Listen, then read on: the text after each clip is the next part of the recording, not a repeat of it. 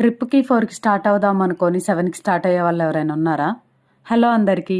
Make sure to please do like and subscribe to my YouTube channel. మీరు first time కనుక చూస్తున్నట్లయితే lucky Krishna 1208. అసలు ఏం జరిగిందంటే శ్రీశైలం వెళ్దామని జస్ట్ 2 days ముందు మాత్రమే ఫిక్స్ అయిపోయామన్నమాట. ఇది కూడా బైక్ మీద వెళ్తూ మధ్యలో ఆగి టిఫిన్ చేసామన్నమాట. వినుకొండ వెళ్తుంటే ఎల్లో లైన్స్ వస్తాయి కదా, ఎగుడు దిగుడు లాగా. అక్కడ మేము భలే సౌండ్ చేస్తాం, మీరు చూడండి, చాలా ఫన్నీ ఉంటుంది.